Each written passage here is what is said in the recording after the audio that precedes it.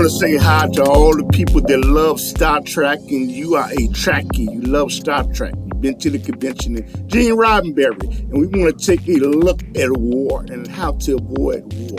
We have to learn to get along because we all have to live together on this planet.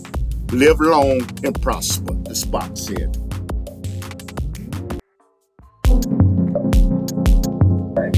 Enterprise. I am your tour guide. I am here to reminisce about Star Trek, the original Star Trek in the next generation, and even talk about the voyage, John Sisko, and the great people that you see behind me. Star Trek was a television show that shocked everyone when it came on television. First aired September the 8th, 1960. Actually, I wasn't even born, and the great people that assembled Gene Roddenberry, which was the creator of Star Trek. He was in the Air Force before that. He wrote a great script. It's actually like cowboys in space. You got the opportunity to go to new frontiers where no man has ever went before. And people that have never seen these faces, I'm going to tell you, what you see behind me is the USS Enterprise, which is a powerful vessel. And who knows, it may have influenced the United States' Space Force, and I think it did. And in front of me, in the blue, is Captain Kirk. Beam me up, Scotty, as he used to say. And there's Mr. Spock, who always said, that is not logical. But he had a human mother, and his father was a Vulcan.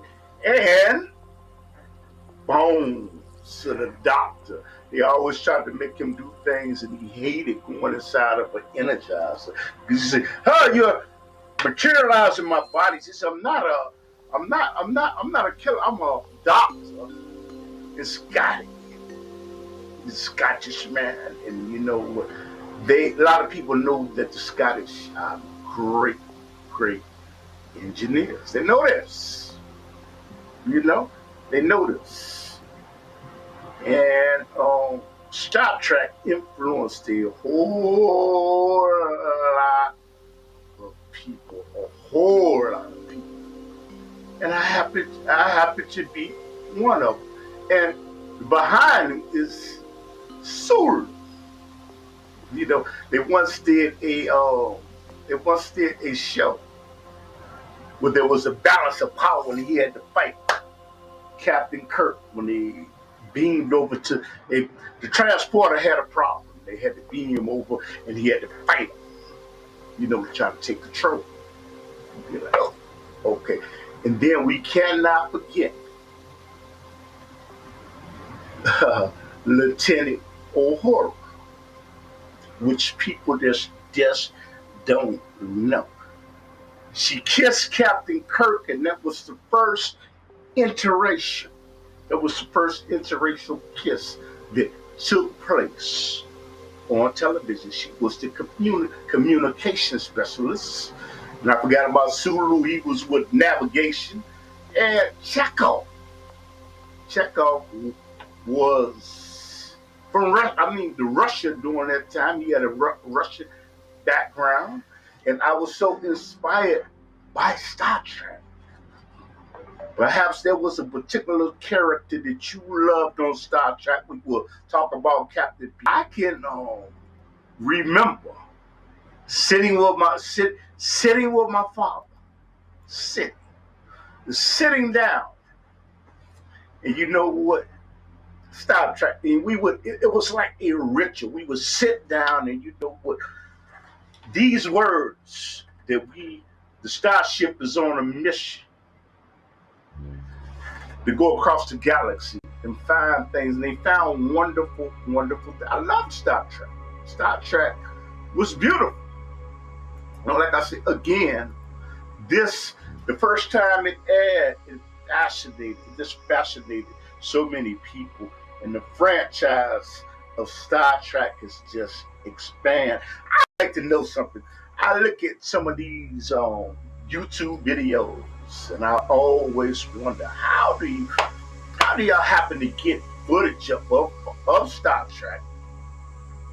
They CBS don't have any problems with YouTube. I'm going to figure that out one day, but it may be somebody that may be able to tell me. But the Star Trek franchise has made millions. Millions. I said, again, the first show came on September the 8th, 1966. And it was like a cowboy thing. It was, man. And Jim Tiberius Kirk was not the original captain of Star Trek. I gotta tell you, if you do a little research on that, it was Pike, Captain Pike. You know, when you first start a series, sometimes you want to make changes. You want to make changes to Captain Pike, and what happened is it was just his head. I don't know what happened to Captain Pike. One day I'm gonna get pictures of Captain Pike, and they took him back. Spock went back to the planet against the will of Starfleet Command. He somehow had the coordinates on the USS Enterprise to go back to Pike. These incidents where Pike got disformed, and it was like a machine that was carrying him around, and he had the ability to go back. And like I said, he almost faced court-martial. And you know what? It was very, very, very interesting. I'm talking about the first one. But do you remember Star Trek? Did you and your father watch it?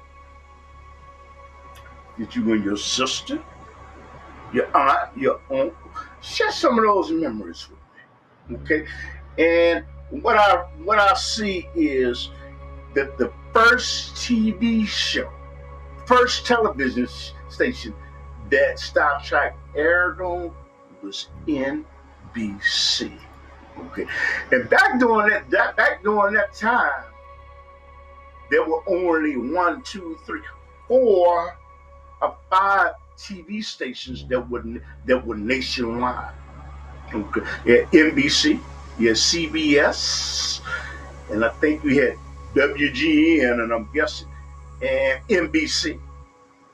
And the thing is, it captured the imaginations of millions of people watching this show, because back during the Kennedy era, hey, we had a space race to try to beat the Russians to the moon. That was our okay.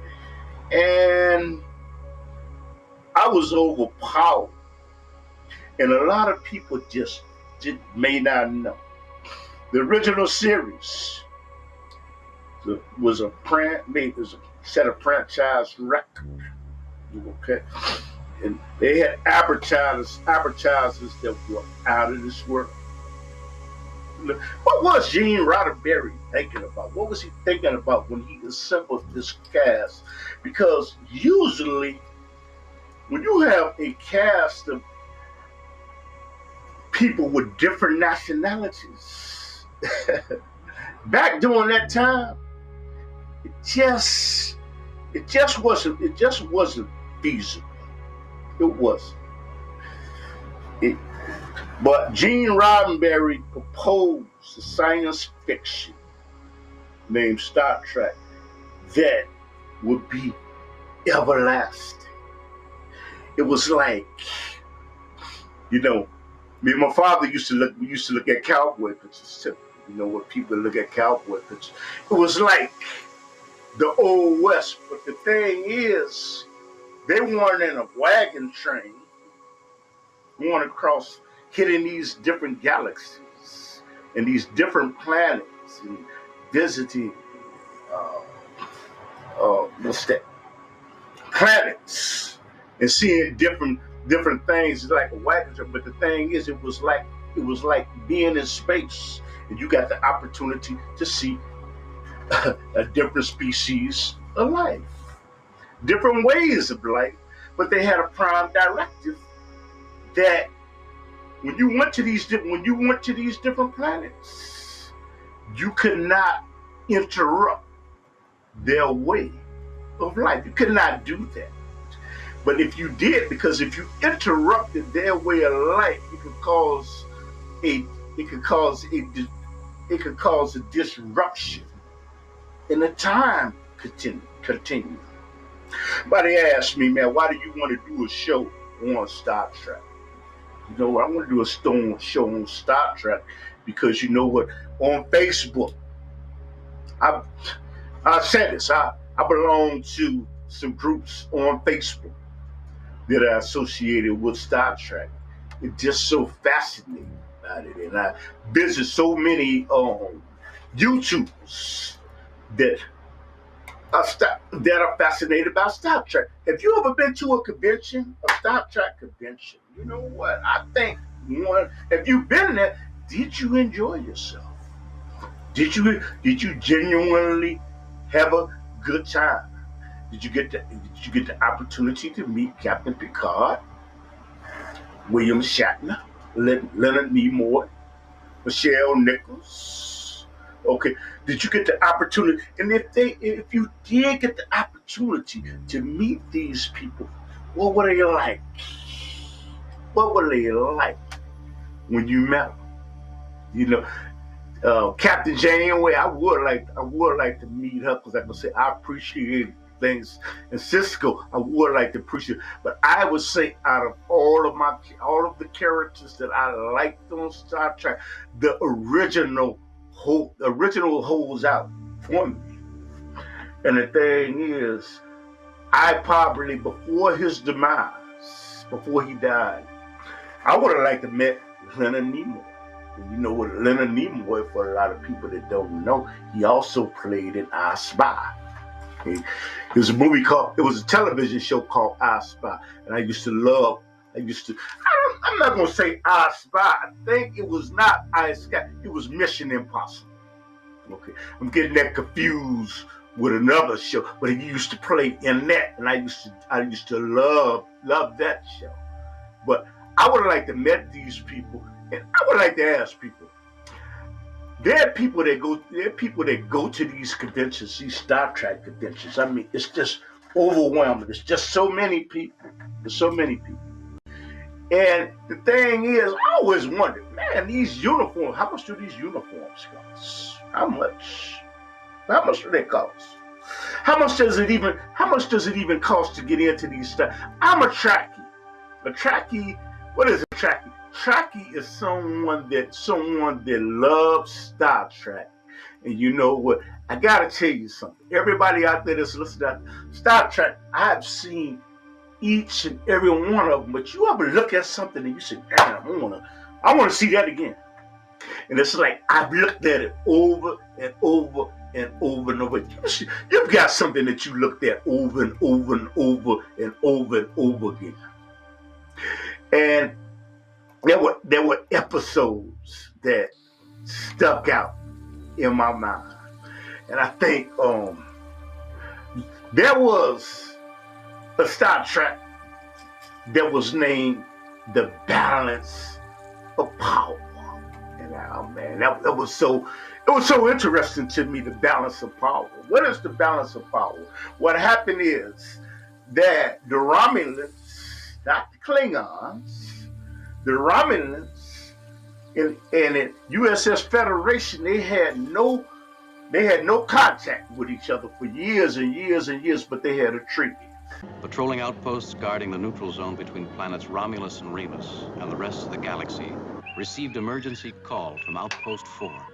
The USS Enterprise is moving to investigate and assist. They had a treaty that no one could cross the neutral zone. Okay, but what happened is the Romulans, they crossed the neutral zone. Okay, I'd like to show you an example. Okay, they crossed the neutral zone. This is my ship. Yeah. Star sector on our screen.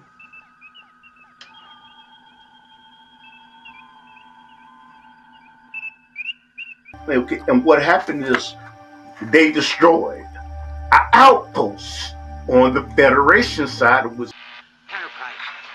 Something coming on our viewing screen. Coming at us fast. Lock us under your screen.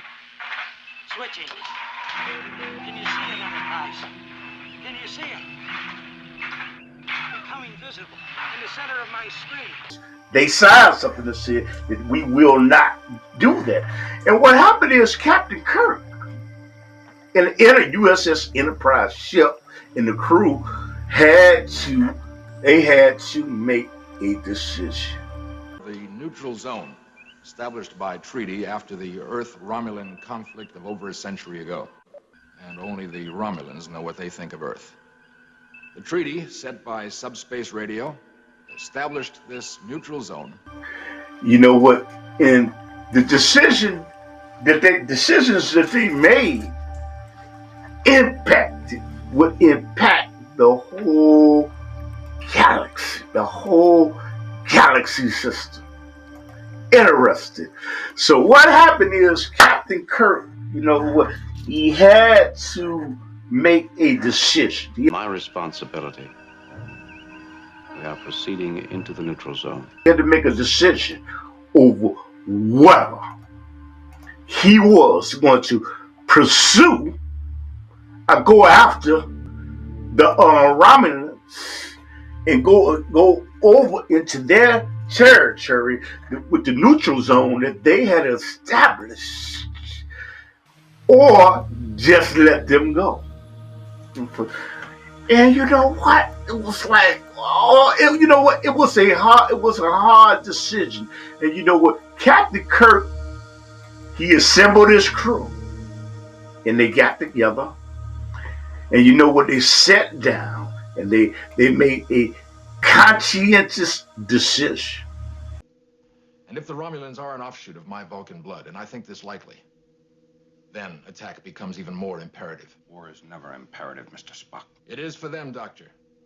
Vulcan, like Earth, had its aggressive, colonizing period. Savage, even by Earth standards. And if the Romulans retain this martial philosophy, then weakness is something we dare not show. Okay, and what happened is Mr. Spock said, his right hand man, he said one thing is, if we let the Romulans go back to the neutral zone, back to their territory, okay, what information about how they destroyed a outpost of the USS Federation, it could cause further conflict. Okay, and people don't stop it. Spock is the second one that's behind the individual that has the gold on. The individual that has the gold on is Captain Kirk. That's Captain Kirk. And what happened is he had to make a conscientious decision.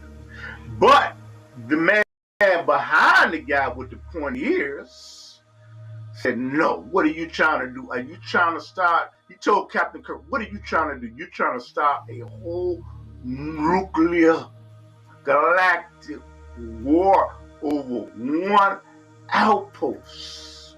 Sort of reminds me of what's going on with Russia and what's going on with the United States of America. It sort of reminds me. So what happened is Captain Kirk, the first guy that's in the gold right here, he had to make a decision. And he said, you know what? As Mr. Spock, the second guy, said, if you let them go, it will cause further aggression. That is what he said. He said that. And you know what? I get it. You know what? In other words, that's like a bully. That's like a bully that just pushes you around. And the thing is, you let that bully get away with it, let the bully get away with it. Okay? He gets away with it. The bully gets away with it. Okay? And you know what? You said, man, I ain't gonna do nothing to the bully. I'm gonna leave that alone. But what it does is it makes that bully cockier, stronger, and then he goes on, or she goes on and does more. And that was the decision that was made. So, it was called the balance of power. And you know what? I enjoyed the balance of power. I love it. Because what happened is, Captain Kirk, he had to cross the neutral zone to pursue the Romulan ship, the Bird of Prey.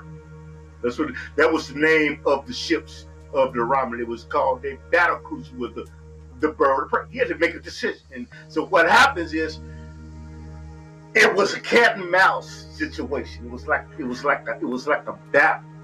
And you know, and he caught Captain Kirk off guard by playing like he was dead. And he said, I won't make that same mistake again. Okay. And the thing is, what Spock was saying makes sense. The thing is, if we would have let them go back to Romulus, which is their home, where their home base is, after they destroyed a USS Federation outpost, it will cause further aggression. That is what he said. And the thing is, interesting. And then what happened is, Captain Kirk caught him by surprise. And killed the ship. And you know what? One day, once I learned how to get some of any information about that, let me know. But getting back to the balance of power, Captain Kirk, the Romulan captain told Captain Kirk something at the very end. The Romulan commander was only following orders. He was, as he said, he was a creature, a habit, and he had to follow orders. But he told Captain Kirk,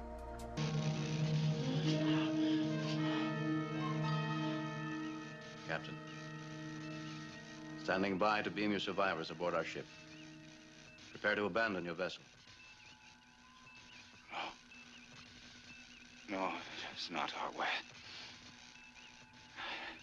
I regret that we meet in this way. You and I are of a kind. In a different reality, I could have called you friend. What purpose will it serve to die? We are creatures of duty, Captain. I have lived my life by it. Just one more duty to perform.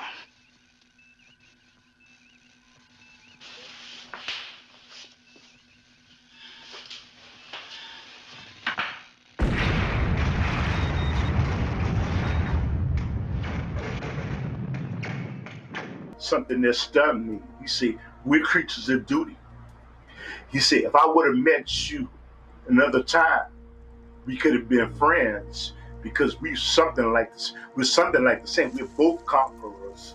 And Captain Kirk said, he said, I'm going to self-destruct the bird of prey.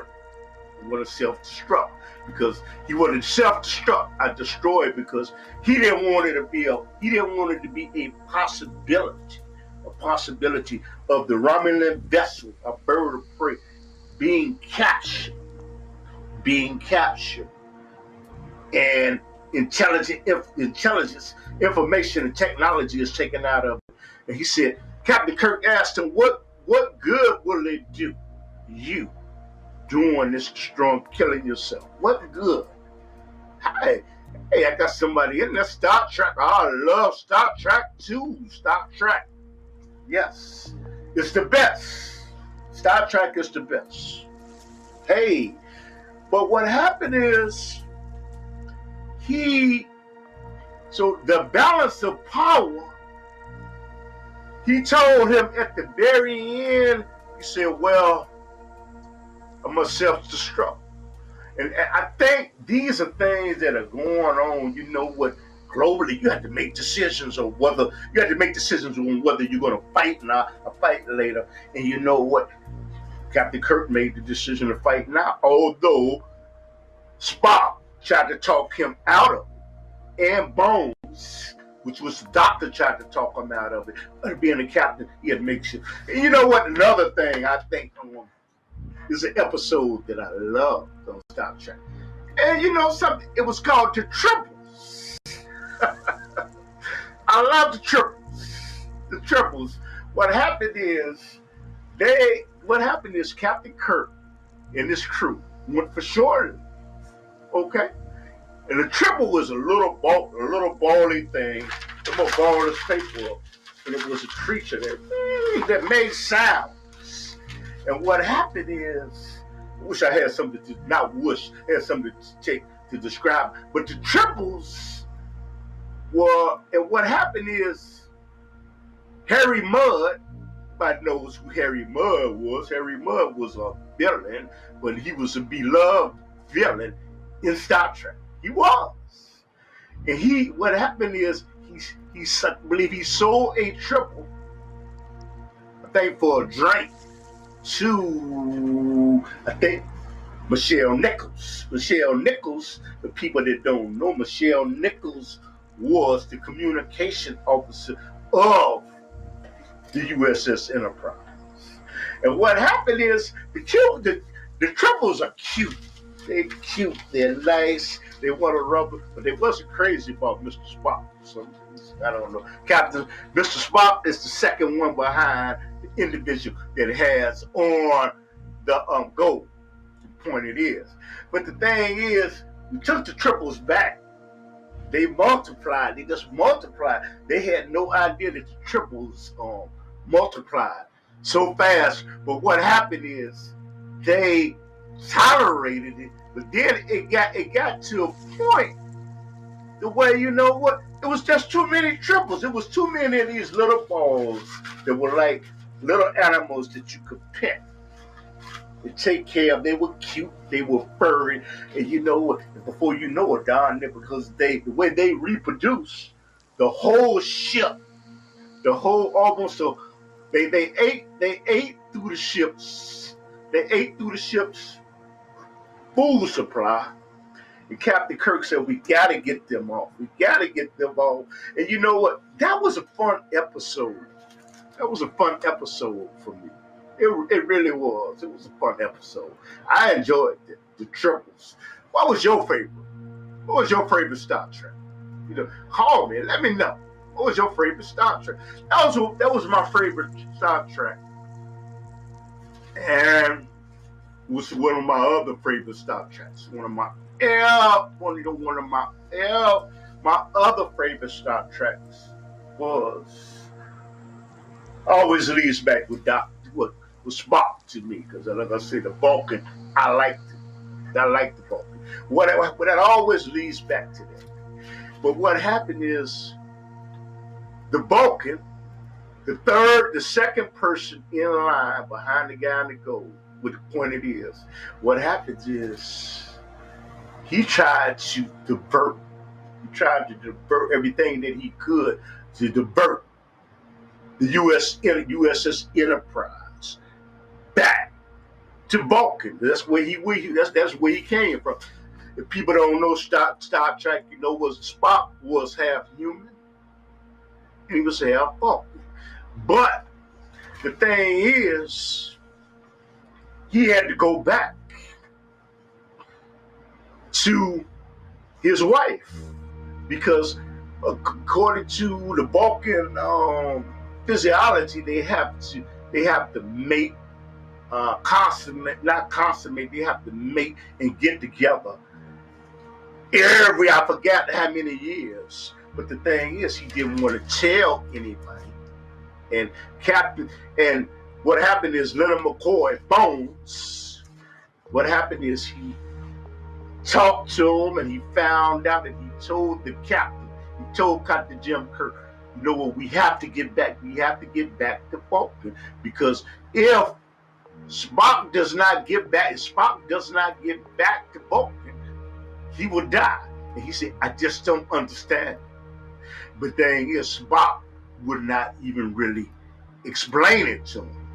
And Captain Kirk, what he said was, hey, he said he wanted to go talk to Spock. He talked to him, they communicated. And he said, I must tell you something, that it is a secret that we have amongst ourselves. Each Vulcan must go back, mate with his wife at a certain period. And if they do not mate with him, you know what? They will die. They will die. And he said, this is not known by your world. This is something that we keep to ourselves. And what happened is, the captain in the goal, he said, how can this be? How can this be that you could die if you don't get back to T'Pring? And he didn't even know who was married to T'Pring. T'Pring was was Spock's wife on Vulcan. He didn't even know that. And the thing is, he said, how can this be? How can this be the way you would die? We've never heard of that. And the thing is, he said, you're a man. You're Vulcan. He said, you're a Vulcan. That's not supposed to, you know what I mean? He said, he said, neither am I a man. I'm a Vulcan. And they're things that we don't talk about. So what happened is Captain Kirk, he said, us going back is like a salmon going back to spawn. They know they go back to spawn no matter where they go in, but they always come back during their lifespan. And the thing is, I have to get back. What happened is, Captain Kirk did everything that he could to get Spock back to Vulcan, to see his wife T'Pring, so they can go through their courtship and go through the rituals that go with the courtship. But there was a diversion that they said. And what happened is, Captain Kirk had told, okay, got something here. Are these things? Yeah, there are things that black people don't talk about. Yes. You know what? It's some things that some black people, they just choose to keep amongst themselves. Just like the Vulcan. Stop. Just like the Vulcan Spock. You know what?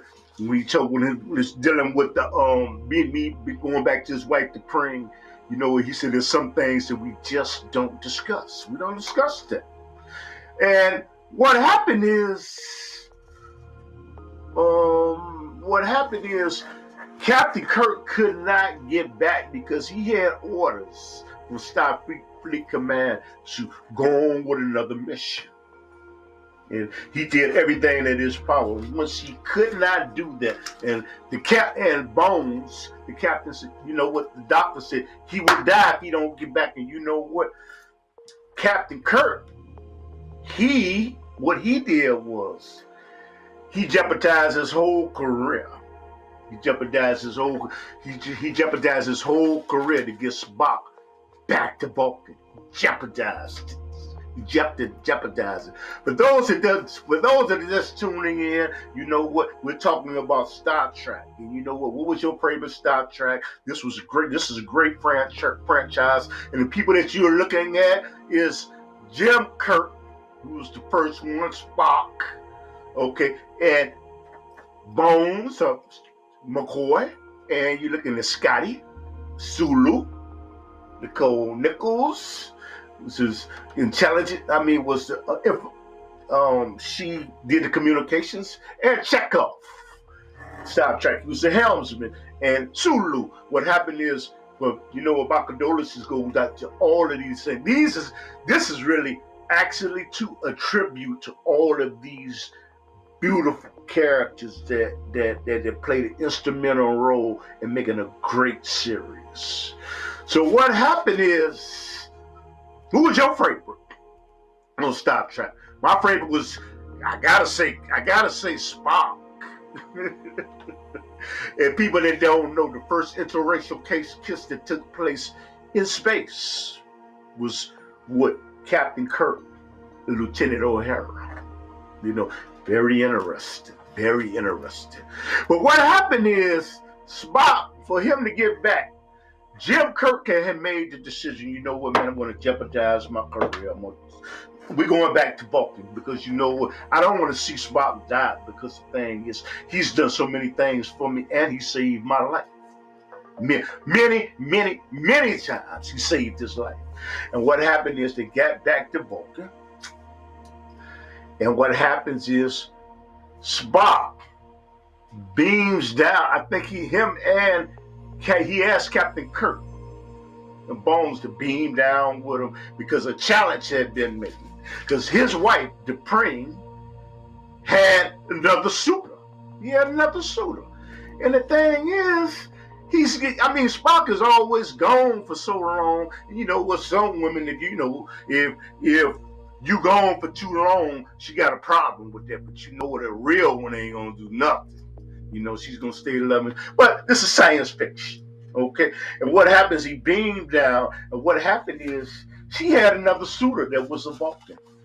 And you know what? She made a decision, a challenge. In Vulcan, the Vulcan society, you can make a challenge to stay married or not stay married.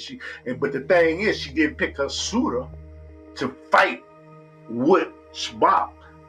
She picked Captain Kirk, which was strange because he had no connection whatsoever.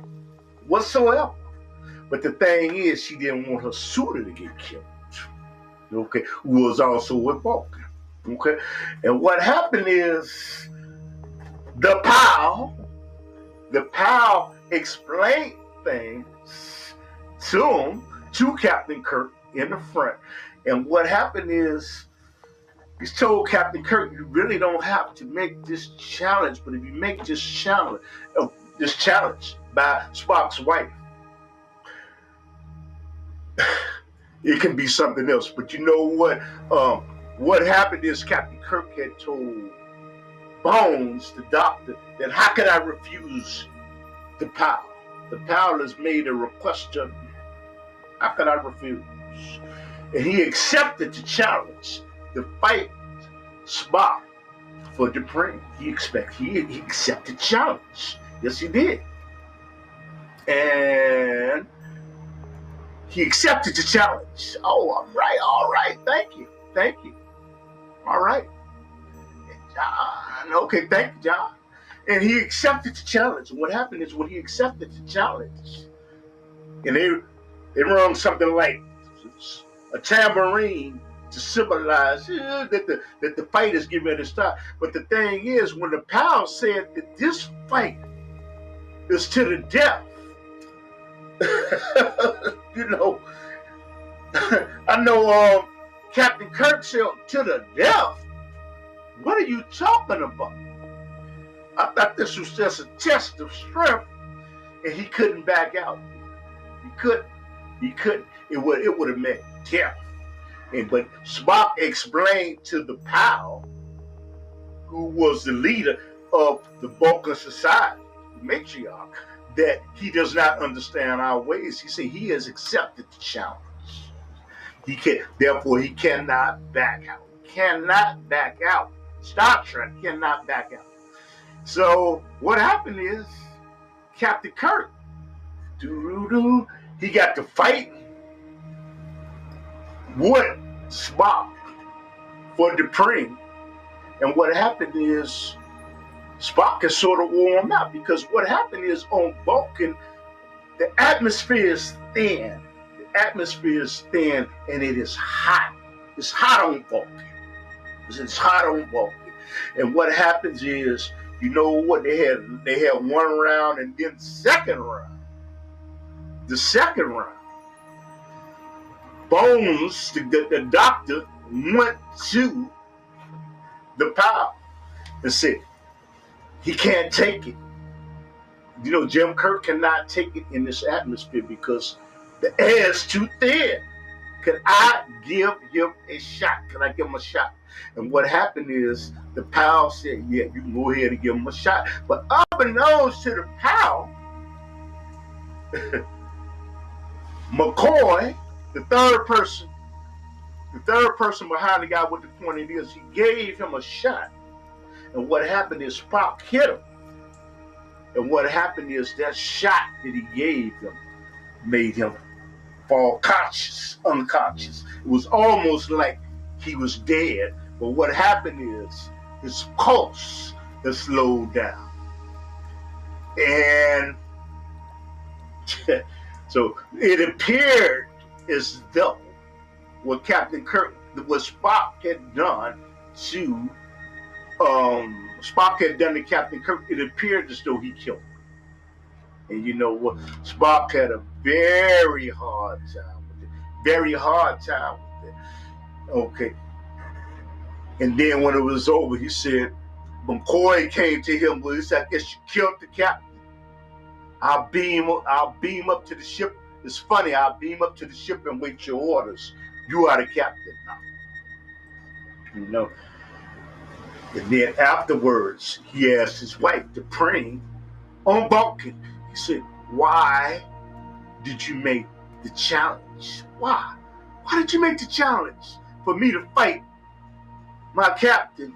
And here it is, your suitor over here. I knew if you killed my suitor, Vulcan, I would have nobody. But if you killed the captain, you would not want me. And I knew if the captain killed you, I would not want you. And if you did decide that you did want me, I knew that you would leave again. And I will still have, I think his name was Spong or Tong or something like that. I still will have Tong. You know what Spock told him? She said, I would have all of your possessions in your name, but I did not want to be married to a legend on Vulcan and be lonely. And Spock said, that is logical. And she looked right back at him and said, thank you. Okay. So what happened is Spock met with the pal who was the matriarch of Vulcan. It's a matriarch. Not met with her. He told her in the end, she held her fingers up. I can't help my fingers up like Spock. And said, okay, got a call, and I hope it's about Star Trek. Yes, hello? Hello? Hello? Yes. Yes, I can, yes. Okay, let me put you on speakerphone. Thank you. Because you know what? I love Star Trek. I love Star Trek too. Please tell us where you're calling from and what is your observation. Hello? Hello? Yeah, go ahead. Tell us what is your observation and what is your favorite Star Trek and who's your favorite character? Okay, his name is Son, the character. Okay. Yes, thank you. Thank you. What did you think about that episode and what's your favorite? That particular episode. Mm-hmm. That particular episode that you've been describing, the guy's name is Ston. Okay, thanks. Yeah, her boyfriend, her lover, whatever. Mm-hmm. Yeah, man. I mean, what did you think about that episode? And what is your favorite episode and your favorite character? It's a good one. I like your. Right on. Okay. Hey, man. You know, I appreciate you calling. But what is your favorite episode and who is your favorite character? Oh man, that's a tough question. Oh, come on. Think about it. Come on. You know, with me, it's always been Spock. You know what? Because it's a part of me that can be like that, but it's a part of me that can be like Captain Kirk too.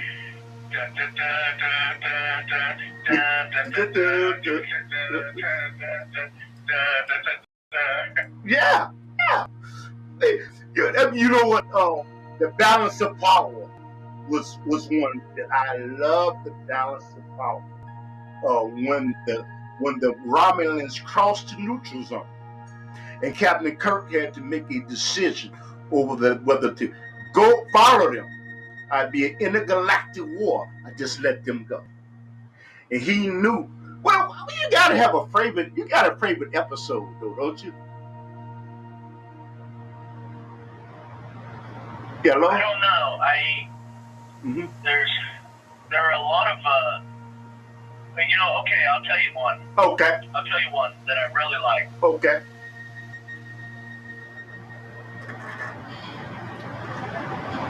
Ready. I'm ready. Okay. There's an alternate universe. Yeah. And there's the whole other crew in this other universe. Yeah. And Spock has a beard. Yeah. He got like a goatee. Yes. Right? Yes. Okay. Now there's these hidden cameras everywhere. Mm-hmm. Right? Yeah. And they can in the captain's cabin, he got to monitor the viewer, and he can see private conversations, right? Yeah. That's the United States intelligence community. That's the CIA. They're listening. Yeah. Big Brother is listening, right? Mm-hmm. And he's got hidden cameras mounted in the acoustic tile ceilings back then in the 60s. This was in the early 60s. Mm-hmm. And so this is a way to prevent culture shock. Yes. When the intelligence community reveals, because it's going to become known about these tiny cameras, and nowadays we have them in phones or our cell phones. Mm-hmm. But back then, see, if people found out about it, they wouldn't have any frame of reference, and then they would feel like slighted, like they were being conned all along. Mm-hmm.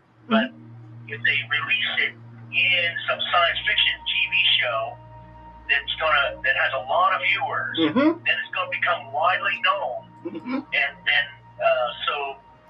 if you know about it, and plus listening devices, if you watch the old sports shows, Yes. like where they show the Fab Four or the Fearsome Foursome, Yes. right? These Yes. guys like Rosie Greer and stuff, and they're playing football, Mm-hmm. and they hit really hard, Yeah. and they sit and they talk to each other across the line of scrimmage.